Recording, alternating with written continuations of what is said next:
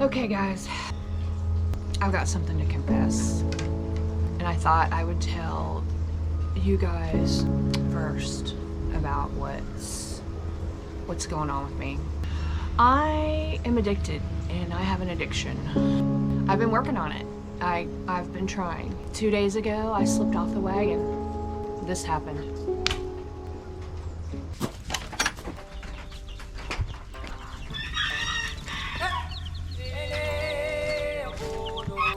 Okay, the secret's out.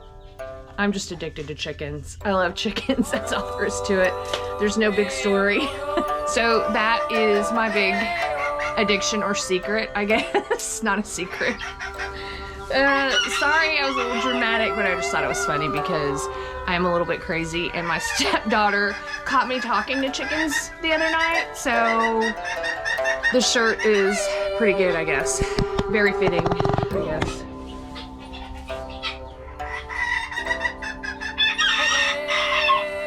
Yep, I talk to chickens. My little babies. My new chickens.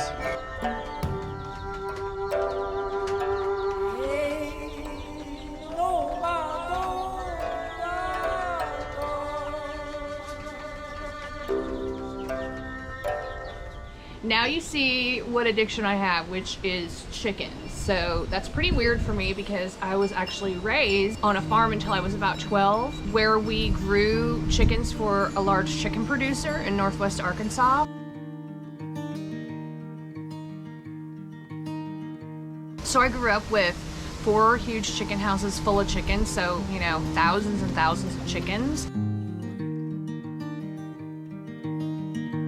I loved them. I thought they were great, but they were not pets. I didn't go sit and watch them in the chicken house. I loved the baby chicks when I was little and, you know, tried to save the ones that hurt, stuff like that. But, you know, I would say probably about 8 years ago, we got a couple hens. They were amazing. They were so easy to care for, and they gave us tons of eggs. It was just such a joy to have them. So they died. They were old. I decided this spring I was gonna start back getting chickens. And once I started, you know, our neighbor gave us some wild Bantam chickens that just kind of free rangers. I bought a bunch of domestic chickens at Tractor Supply, and then I just kind of kept buying chickens. Then I bought some Polish chickens along with some guineas.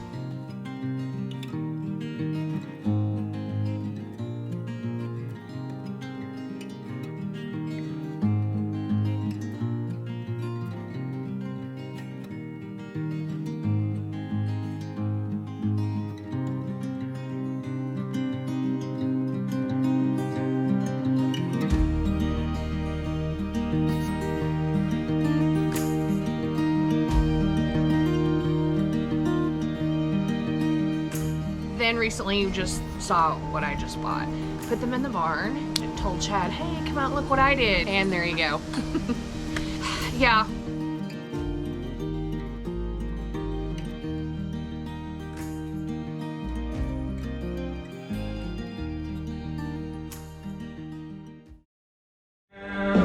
Hey, we're getting ready to, hold on. Hey, getting ready to assemble a Cowboy Up nightclub steel sign. I was going to share this with y'all on this week's episode. So I'm going to put y'all on time lapse and we'll go from there. So hang on for a cool sign I'm assembling today. It's going to turn out really cool when you see it at the end.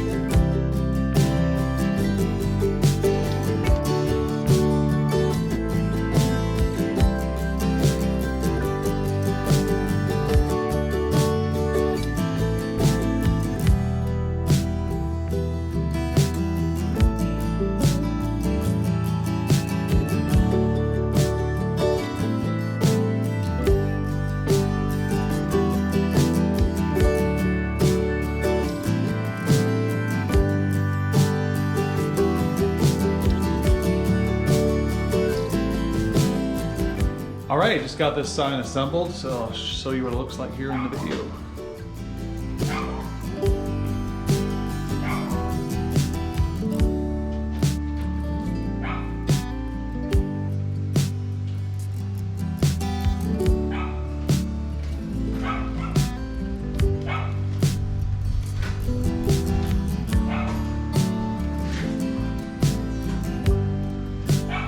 Got a little critter outside, grizzly barking at something. I think there's birds in the trees. All right, there it is. Heading to North Carolina very soon. I believe tomorrow. Check out Cowboy Up Nightlife.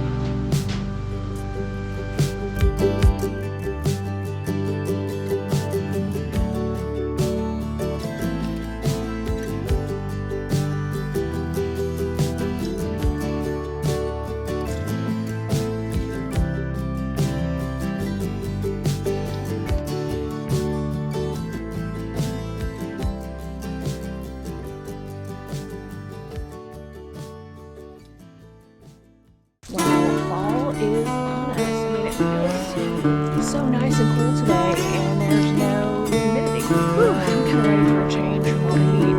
Okay, we are making progress on my office. It's just pretty slow progress. Keith has been traveling, delivering signs, and then Adam Angel, who stays with us a lot and works for us, he's a musician. He has been gone as well, but he's been back. Something Adam did this week, which was really cool.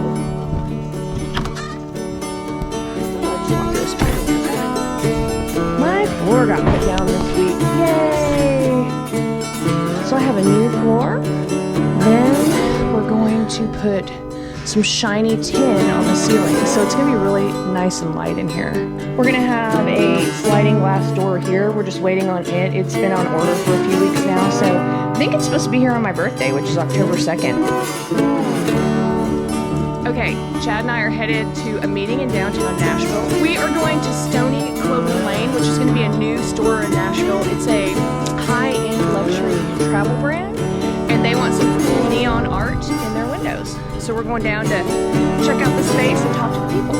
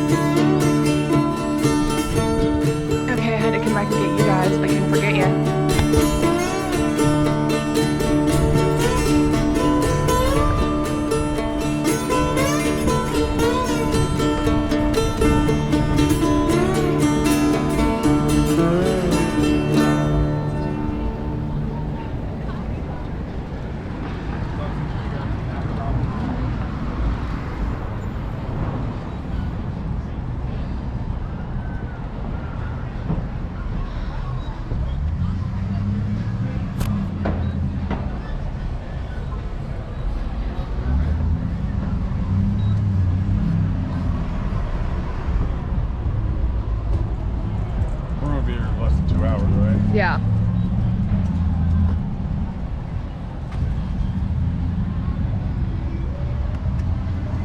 What was the whole pay with your phone back there thing? You could scan it and pay with your phone. Did you see that? Yeah.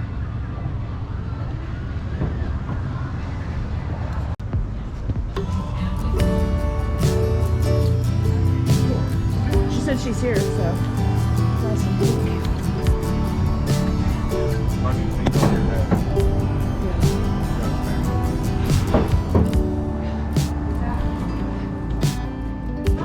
Hi, are you Jessica? Yeah. Hey, I'm Julie. Me too. Nice to meet you. But I'll talk to him. He and I are going to tomorrow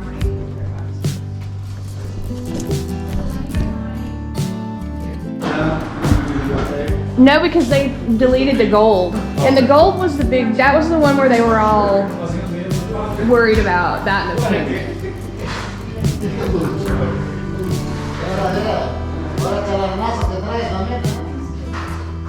Can I do the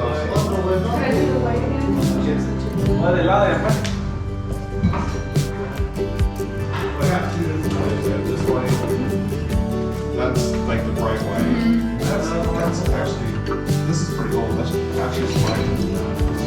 Here's the softer white. Yeah, I like that one. You like the softer white? Yes. Soft white and what's the name of Hot pink. it? Hot pink. Soft white. Okay.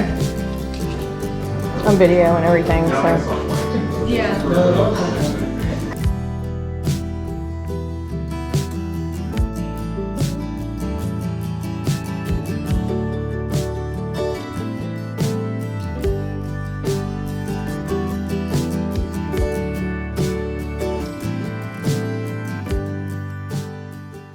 Today I thought I would take some time to answer some questions that I get a lot, and especially since we just sent our foster Wade off to his new forever home. I posted that video on social media, on Facebook and on our Instagram, and I got a lot of questions and a lot of comments as well. So I thought I'd start with answering one of the biggest questions that we get anytime we post a foster, send a foster to a new home, post them on social media, and that question is, how do you do it? How can you let a dog go that you love, that you've cared for months, that is part of your pack? How do you let that dog go? And the answer is really not that simple. I've been fostering dogs since 2001. So I learned early on that if you're going to foster, you can't keep them all. You shouldn't keep very many.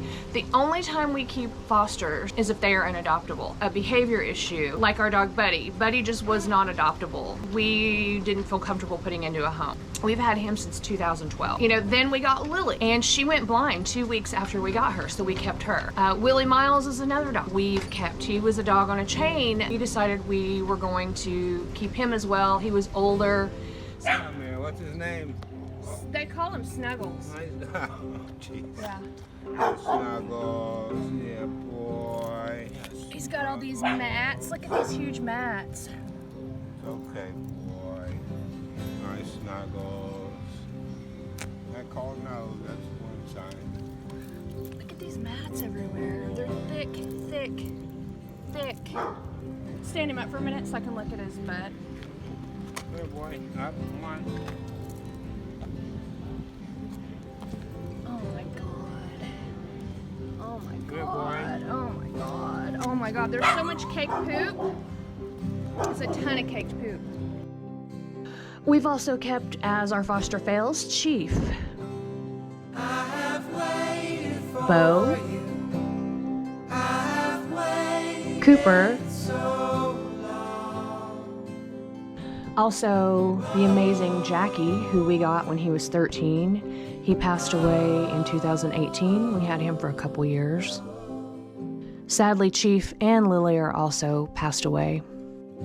And last but not least, Grizzly. And we kept them for various reasons, behavior or health issues. So there are circumstances where we do keep our fosters, but in order to keep our rescue running and to have enough space for all our dogs, we have to adopt them out. We love them as much as we love our own dogs, but to find them an amazing home where it's a perfect fit, where the family is so excited and so happy, and the dog is in a perfect environment for that specific dog, then we've done our job. We've done what we were supposed to do. Here's the thing. If we kept all the dogs that we foster, we'd have over 200 dogs, and that's just in the last 8 or 9 years. That's not even counting what I would have over the years.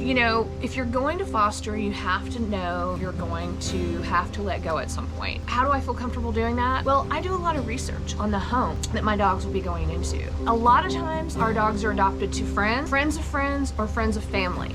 So that helps a lot. Number 2, if they're not friends or friends of family and all of that, then I do a lot of extensive research on that person. I dig into their Facebook, we get vet references, we get personal references, we do home checks. If I can't do a home check personally or have someone in my network go do a home check, then we do FaceTime home checks. I also get to know the person over time. If you contact me to adopt a dog, you're not just gonna get that dog quickly. We're gonna get to know one another. I'm gonna understand your situation. I'm gonna understand that you have time for the dog. You have the proper space for the dog. That the dog won't be left alone a lot during the day. If you have children, we wanna make sure that that dog loves children. So there are a lot of things that go into adopting our dogs. It's not easy. It's not easy to let them go. It was really difficult to let Wade go. You know, we loved Wade. I'd had Wade for about 4 months, I think. You know, it was really difficult to say goodbye to him, but I knew he was going to the perfect home for him. And there are no other dogs, so he doesn't have to compete for attention or worry about another dog in his space. So he is in the perfect home. So I just wanted to answer that question because people ask it a lot. How do you do it? How do you let dogs go? Again, it's not easy, but we know that if we're going to do our job properly, which is helping dogs in need, we have to let them go. And so helping dogs in need, that means pulling from shelters, helping people that need to rehome their dogs for situations they can't control, getting stray dogs. We also get dogs dumped on us a lot. You know, we would have hundreds of dogs if we didn't let them go. We're not cold, heartless people who don't care about where our dogs go. We do the research. Hope that answers that question, and there are more questions, but I will get to those later in the video. You guys, check this week's video out. If you haven't, please subscribe, and if you like the video, hit the like button. Our YouTube videos come out on Sundays, so make sure to check that out this coming Sunday and subscribe to our channel. It really helps our rescue. Thanks, guys.